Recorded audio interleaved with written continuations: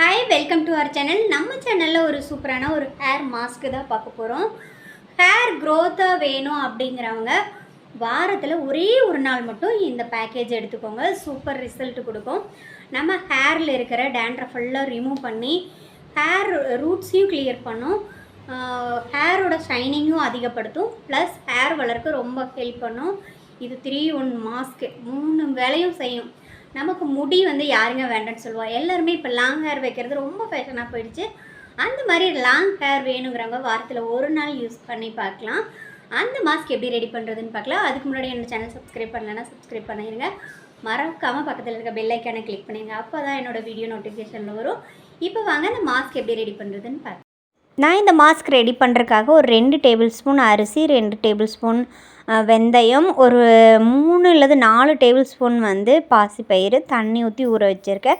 கூடவே கருவேப்பிலை, கொஞ்சம் வேப்பிலை, அதுக்கப்புறம் பார்த்திங்கன்னா செம்பருத்தி பூ இலை இதையும் வச்சுருக்கேன். இது ஃபுல் நைட்டு நல்லா ஊறிடுச்சு. இந்த அரிசியும் வெந்தயம் எல்லாமே இந்த ஊற வச்சதை அந்த தண்ணியோடு அப்படியே சேர்த்துட்டு கொஞ்சம் வேப்பிலை, அதுக்கப்புறம் கருவேப்பிலை கொஞ்சம், கூடவே அந்த வழுவழுப்பு தன்மை கொடுக்கறதுக்காக அந்த செம்பருத்தி பூ இலை எல்லாத்தையும் நல்லா ஃபைன் பேஸ்ட்டாக அரைச்சிட்டு ஃபஸ்ட்டு நான் ஸ்கேல்ஃபு ஃபுல்லாக அப்ளை பண்ணுறேன். ஸ்கேல்ஃபு ஃபுல்லாக அப்ளை பண்ணும்போது இந்த வழுவழுப்பு தன்மையாக அந்த இது இருக்கிற வெந்தயமும் அதுக்கப்புறம் செம்பருத்தி பூ இலையும் வழுவழுப்பு தன்மை கொடுக்குறதுனால நம்ம ஷாம்பே போடாமல் கூட வாஷ் பண்ணிக்கலாம் ஹேரை. இந்த மாஸ்க் பார்த்திங்க அப்படின்னா முடி கொஞ்சம் ஷைனிங்கும் பண்ணி கொடுக்கும். கூடவே பார்த்திங்கன்னா அந்த வேப்பந்தலையோட கசப்பு ரூட்ஸில் இருக்கிற பொடுகு எல்லாமே சூப்பராக க்ளீன் பண்ணி கொடுக்கும். இது ஃபுல்லாக நான் ட்ரை ஹேர்லேயே போடலாம்.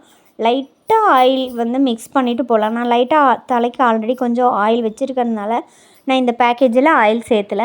ஃபுல்லாக அப்ளை பண்ணிவிட்டு ஃபுல் முடிக்குமே நான் அப்ளை பண்ணி ஒரு 15 to 20 நிமிஷம் நம்ம அப்படியே அந்த தலையில் விட்டுறலாம்.